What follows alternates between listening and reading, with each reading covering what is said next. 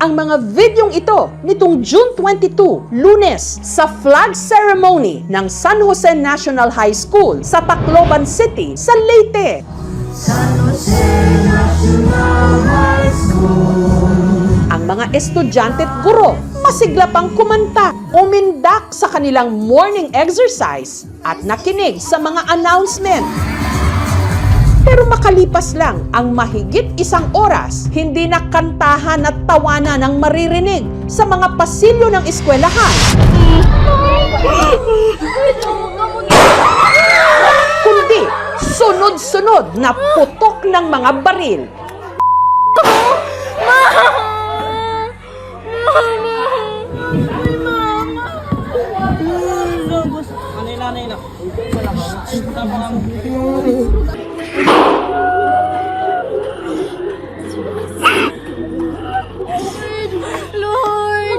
Lord!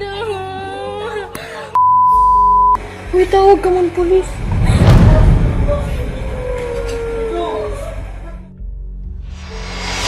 At nang nakakuha ng tiyempo, Ganto ka magawas. Uy, ganto kita gawas. Ganto kita gawas. nagpulasan palabas ng eskwelahan. Uy, dito ka magi. Uy, panggawas ka po.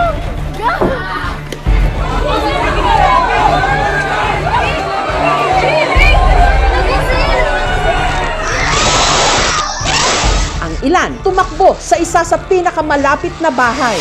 May dana polis. Kalma na ka mo, may dana polis. Ay, naka mo.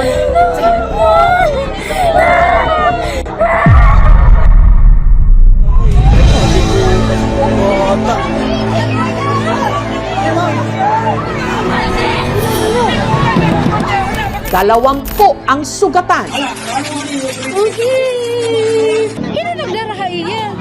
3 ang namatay. Ito ang kauna-unahang naitalang mass school shooting sa Pilipinas. Ayon sa mga saksi, ang mga namaril, 2 estudyante rin ng eskwelahan na parehong menor de edad, 15 at 14 anyos. Nagbaril. Isang putok po muna yung... Dito? Opo, ma'am. Mga after 1 second ata. 3 na. Bang, bang, bang. May bata na tumatakbo. Sabi niya, ma'am, may pusil. Ay, ito may mga Opo. tama ng barel. Dito na-recover mo. Tapos yung first gunshot, lumabas na po kami. Ganto ka magawas. Uy, ganto kita gawas. Ganto kita gawas. Pagtingin ko dito sa loob, nakikita ko may natatamaan na. Hero nga po siya, Ma'am Jess, pero wala na siya. Masakit po. Pero yun po yung gusto ng anak namin. Kung makatulong po. Kamusta ko kayo? Hindi ako okay, pero pilitin kong maging okay. Kailan niyo huling nakausap si Ayesha? Nung 21 ng gabi. Ginising ko siya, tapos pakain, sapatos, linisan ko pa yun. Tapos, uuwi na kabaon. Ang malaking tanong ngayon, ang mga estudyante, ligtas ba sa itinuturing pamanding pangalawa nilang tahanan, ang eskwelahan? Kung ang gumagawa ng karahasan, mga kapwa estudyante rin nila na menor de edad.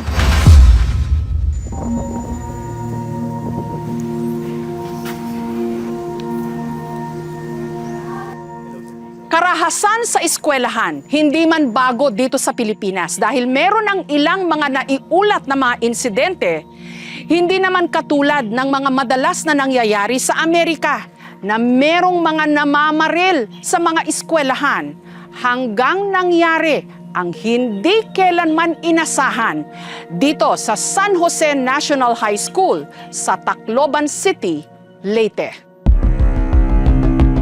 3 araw matapos ang pamamaril, suspendido pa rin ang klase sa San Jose National High School. Bakas pa ang mga iniwan ng trahedya.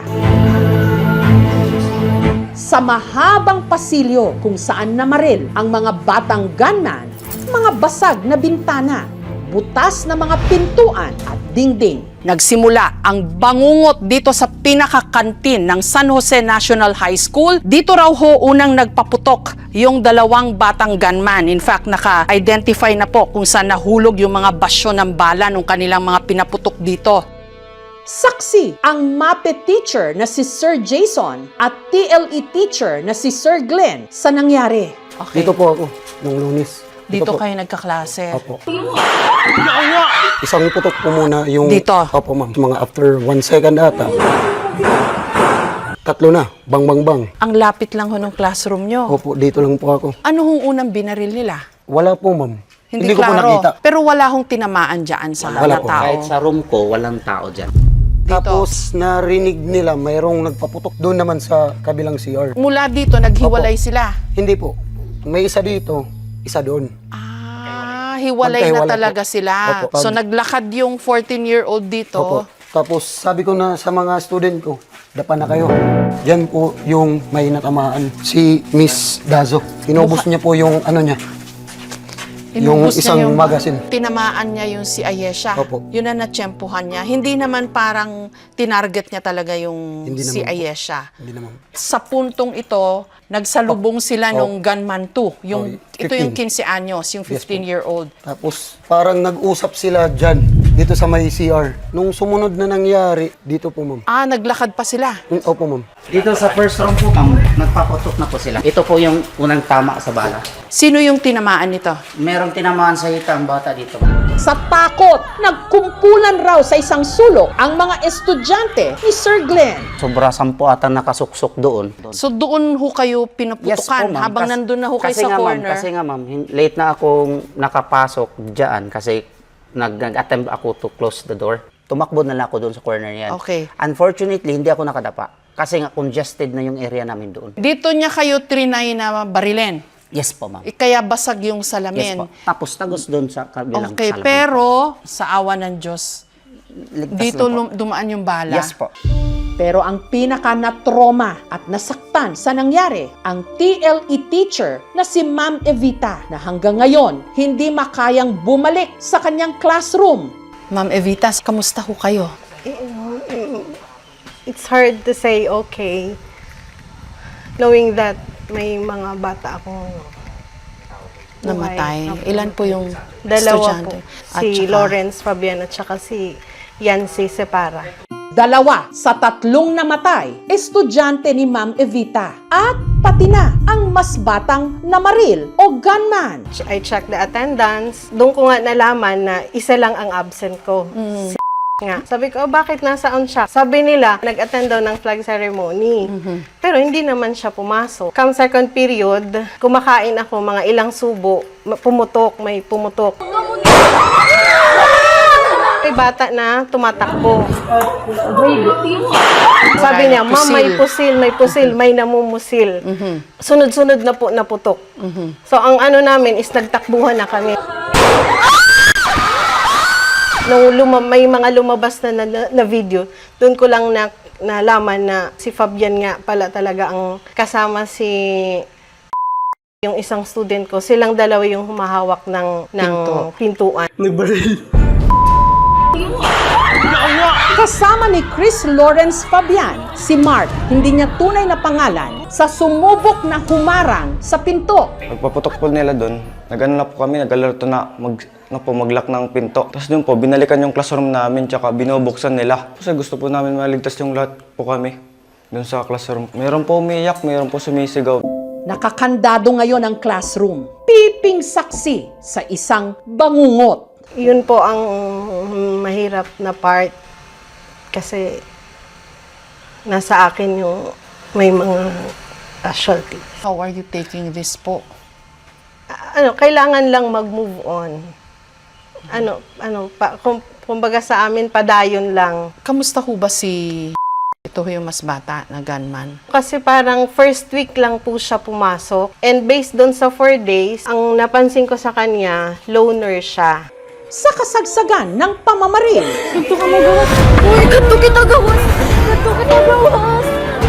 Nagtakbuhan palabas ng eskwelahan ang mga estudyante. Uy, dito ka mo, nakita ko na yung dalawang pulis na papunta na sila dito. Merong isang bata na humawak sa kamay ko. Sabi sa akin, "Sir, amo na to sir, amo na ito hiya, amo na ito." Pumasok siya sa mga kwan din sa ibang mga estudyante dito. Sumabay siya. So nung nakatalikod na siya, dahan-dahan akong lumapit sa kanya. Ginulat ko na siya, doon na kami nagsimula ma-restrain yung bata. Hanggang sa pagtatapos ng insidente, ang 15 anyos na gunman nahuli.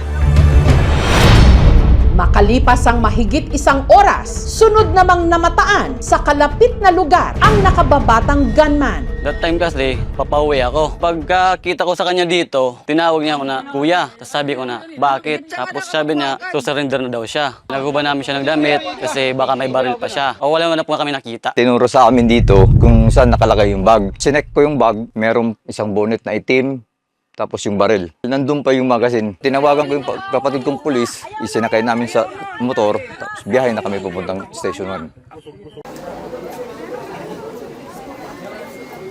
Nag-iimbestiga yung mga prosecutor dito na tiyempohan namin. So wala pang case against the gunman po. There is na. Ang nag-file yung victims. Yes, oo. Pero ano ho yun? Sinong finila nila? Yung 15-year-old o yung 14? Kasi yung 14 hindi pa klaro, ganun ho ba? No, because parang walang criminal liability. Pag 14. 344, yes. Pinag-aaralan na rin ng PNP ang mga kuha ng CCTV sa palibot ng eskwelahan. Pero dahil gumugulong pa ngayon ang investigasyon, hindi raw muna maaaring ipakita sa publiko ang mga nakunan ng mga ito nung araw ng pamamaril. Ang mga rumesponding pulis, pati na mga bumbero at mga estudyante at mga teacher, nagtulong-tulong para sagipin ang mga nasugatan.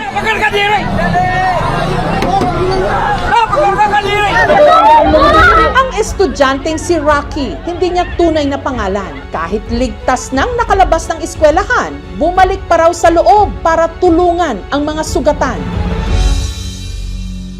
Ilan ang nabuhat mo? 4 po. 4, sino-sino? Dalawa yung may sugat. Tapos yung dalawa na parang hindi na nakakahinga na trauma ata. Puro estudyante yung Opo. 4 na yon. Kilala mo ba si yung Namorel? Opo. Anong pagkakilala mo sa kanya? Mabait naman siya, tapos ano pa, officer pa namin siya sa room namin. Hindi siya nagsasalita sa room, hindi siya Tahimik nagipag-usap. lang. Usap. Opo. There were 11 who was brought to us, and then we have 3 gunshot wound related injury. But yung isa, we immediately refer it to Eastern Visayas Medical Center because of the gunshot wound in the head. Yung mga na-discharge namin, karamihan doon yung mga nagpa-panic attack, hyperventilation. Meron din yung mga grazing wound.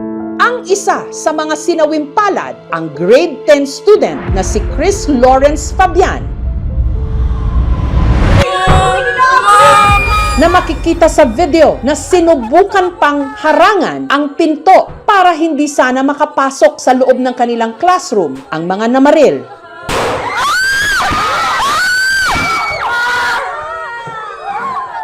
Ang turing sa kanya ngayon, bayani. Trinay pa niyang protektahan daw po yung iba niyang classmate. Opo, pinatektahan niya po talaga, ma'am, ng ano talaga siya. Kasi po, natumba na po siya, ma'am. Ang sinabi niya po, iwanan niyo na ako, total may tama na ako, nabaril na ako. Lumabas na kayo para maligtas nga po yung mga sarili nila. Nakuna ng CCTV sa kanilang bahay ang pag-alis ni Chris Lawrence papasok sa eskwela. Ito ang huling sulyap nila sa kanya na buhay pa. Tinatago niya po yung kanyang badminton kasi po, pinapagalitan ko siya kasi mahilig po siyang magpahiram, tapos pagbalik po sa kanya, sira na. Kaya yung parang sa kanya po, masaya siya na hindi ko po siya napagalitan dahil hindi ko po nahuling bit-bit niya po yung badminton niya. May mga gamit daw ho si Fabian ng pang-boy scout. Sinuot po namin sa kanya. Sinuot niya na. Ayun. Suot niya yun. Opo. Yan po yung ano niya, Ma'am Jess, yung makatulong po. Ato pa to sa kapurtahan! Napanood niyo po yung video? Opo.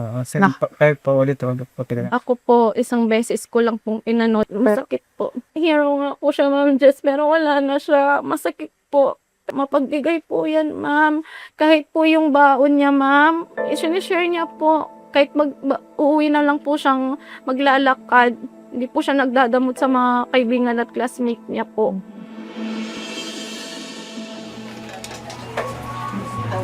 Malapit lang sa bahay ng mga Fabian ang bahay ng pamilya Separa, ang pamilya ni Joyance na namatay rin sa pamamaril matapos siyang tamaan ng bala sa dibdib. Kamusta po kayo, ma'am? Hindi ako okay, pero pilitin kong maging okay dahil mayroon pa akong anak na kailangan ko pang alagaan. Anong klaseng anak po si Joyance? Mabait naman po siya, matulungin. Mahal na mahal ko siya. Ayaw kong ito ang nangyari sa kanya. Hindi ko to gusto. Ano reaksyon niyo po nung nakita niyo na ho na wala na ho siyang buhay? Hindi ko ma-explain yung nararamdaman ko. Wala, iyak lang ako. Nagsisikap pa man din daw si Joyance na makapasok sa honor roll ngayong taon. Naalala niyo pa yung huling pag-uusap niyo? Comparehan sa grade 7 pa lang siya. Ngayon parang porsigido kasi siya. So sabi niya, Mama, gusto ko may award. Tinatanong niyo ba yung sarili niyo bakit kaya nangyari ito? Yeah, tinatanong ko rin. I blame also God. At that moment, at that time nga, Lord, bakit hindi mo nang pinadala ng maraming angel yung anak ko para maprotektahan ganun. At that moment nga, na nalaman ko na patay na yung anak ko, Lord. Why? I pray always. Papunta tayo sa burol naman ni Ayesha. Siya yung pangatlong namatay dun sa pamamaril. Nakikiramay po ako. Si Ayesa Nicole, grade 9, 14 anyos. Panganay sa 3 anak ni na Ariet at Nico. Dead on arrival sa ospital matapos tumagos ang bala sa kanyang dibdib. Una po nakikiramay ho ako sa inyo. Paano ho ba na paalam sa inyo yung nangyari? Sinabi na punta muna kayong school ni Ayesa dahil may nangyayari daw doon na putukan.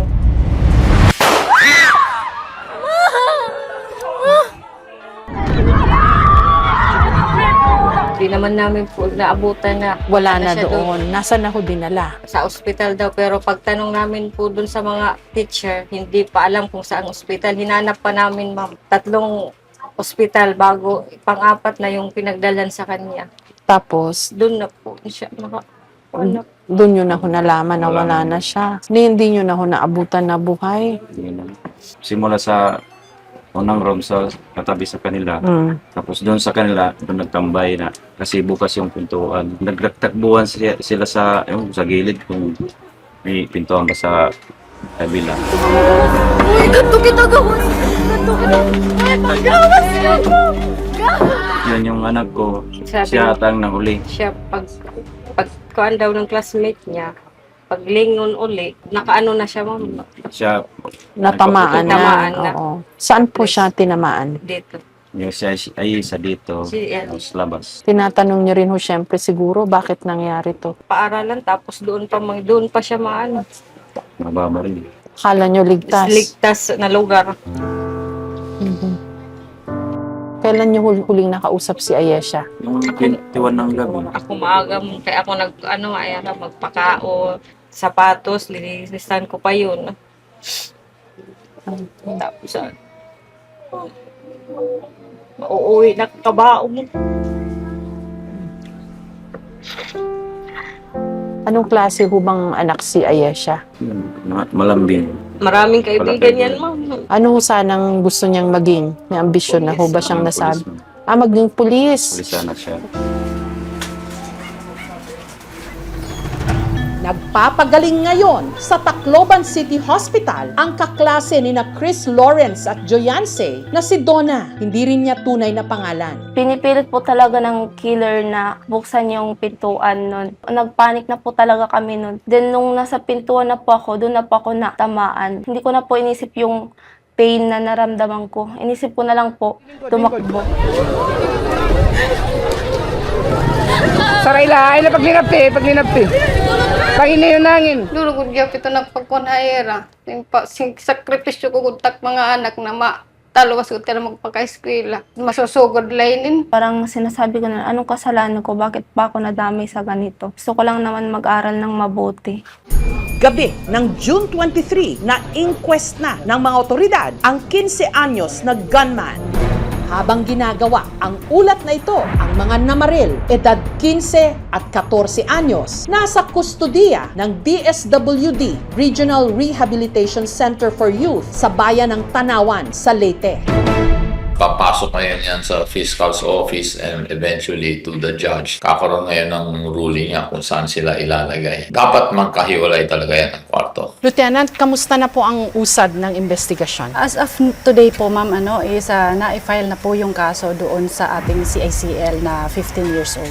Ano hong kaso? 3 counts of murder po and 3 counts of frustrated murder and then multiple counts po ng serious physical injuries. Pero yung 14-year-old, dahil ang age of criminal liability lang po ay 15, yung 14-year-old, paano ho kaya yun? Hindi siya mapafile ng kaso.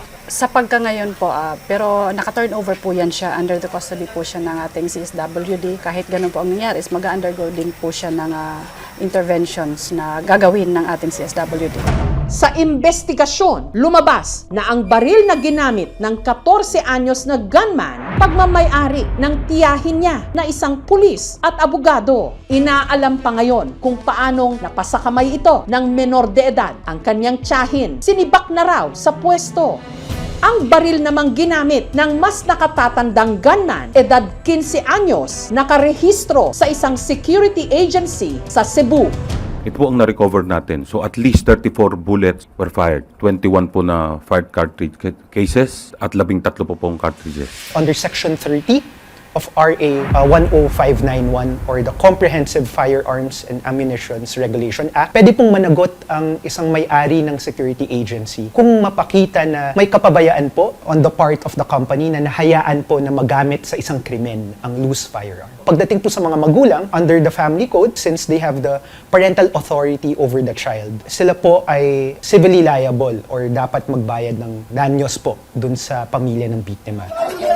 Malaki ang papel dyan ng pamilya at yung other relatives. If you are a gun owner, you should be a responsible gun owner. Hindi mo dapat na pinababayaan na kung saan-saan lang ba ilagay yung iyong pag-aaring armas. Lalong-lalo na kung merong mga bata at kabataan doon sa pamilya. Samantala, may mga nakapansin na ang suot ng batang gunman katulad ng suot ng isa sa mga namaril sa Columbine High School Massacre sa Colorado sa Amerika noong 1999. We saw some indications na meron pong ibang grupo na pwedeng nag-udyok o nagtulak na kinakasalihan niya para po gawin niya itong bagay na ito.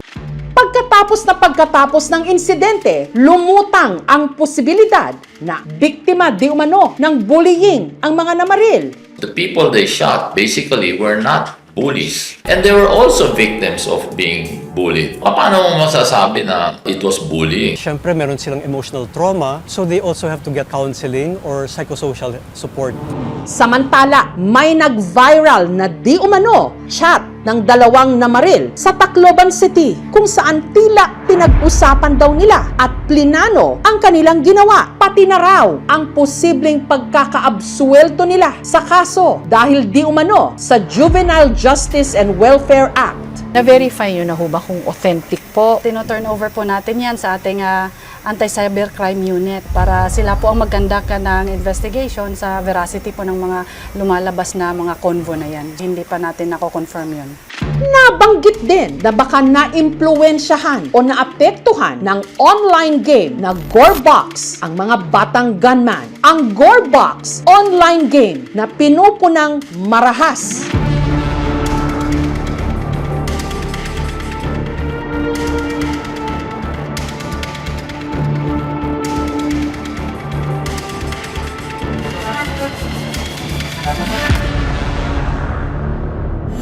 Sa nakalipas na mga linggo, ilang insidente ng karahasan ang naganap sa mga eskwelahan dito sa ating bansa na ang mga sangkot, mga menor de edad.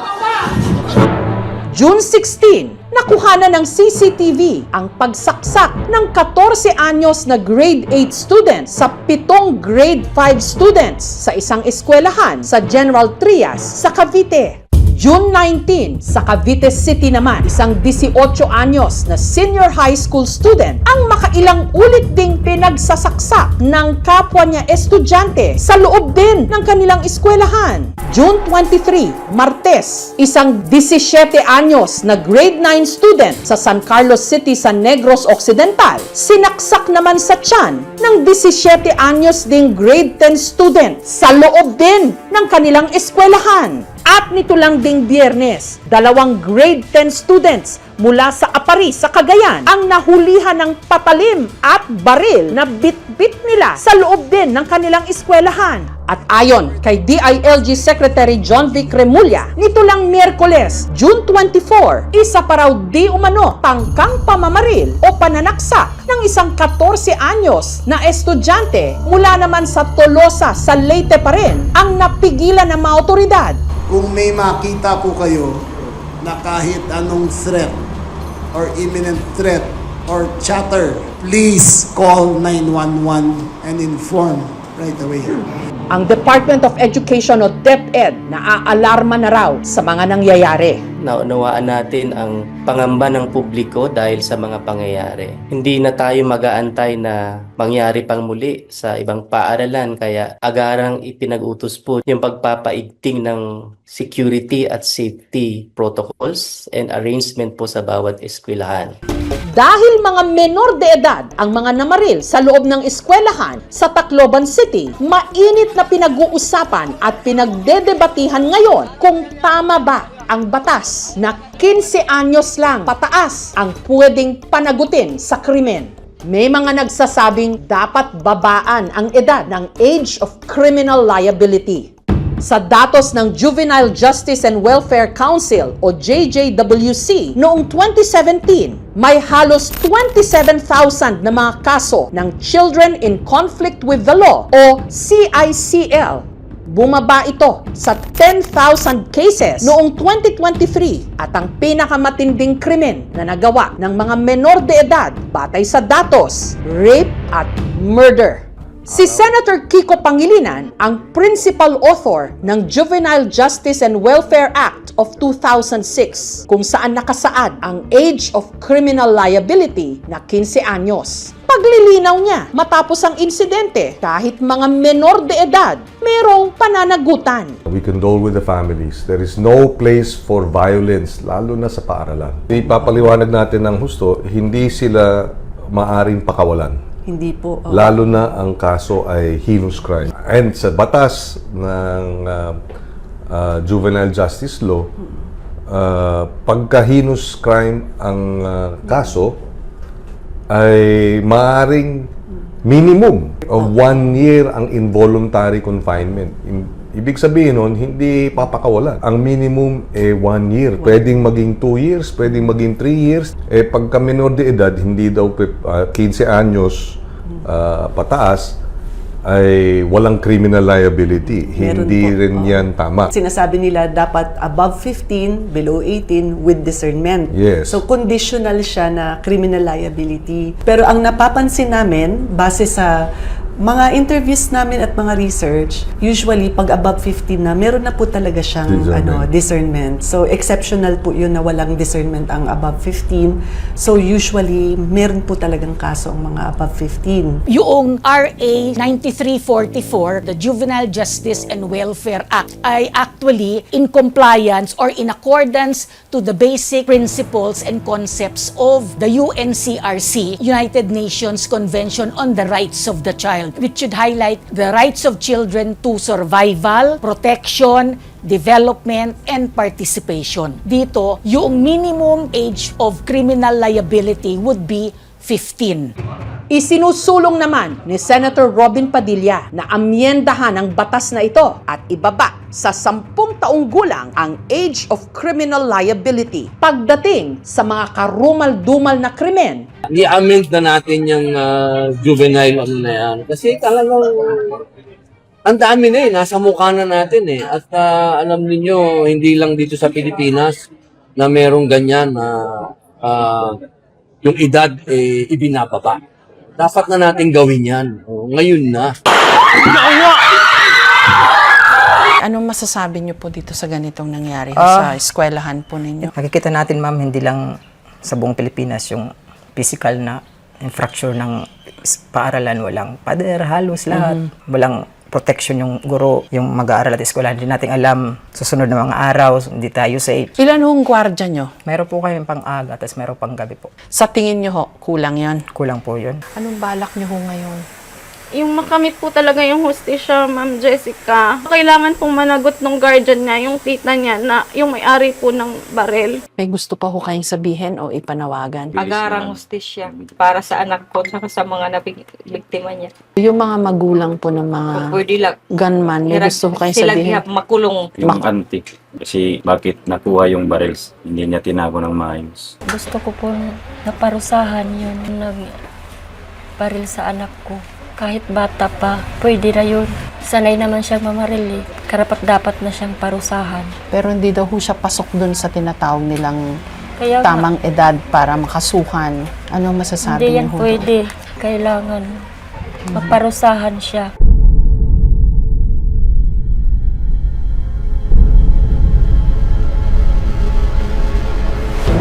Nakagayak pa man din para sa kanilang fiesta ang syudad ng Tacloban ngayon. Pero paano raw ba sila magsasaya at magdidiwang?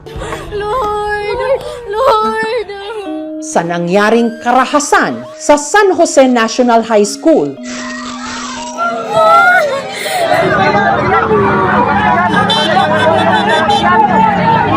Na ang mga biktima, pati na ang mga namaril, mga bata.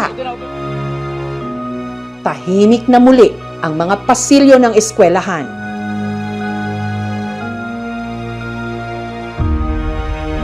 Ang bangungot, nag-iwan ng mga tanong, ng mga malalalim na sugat. Nakupot pa na. Kalungkutan at pag-uusig.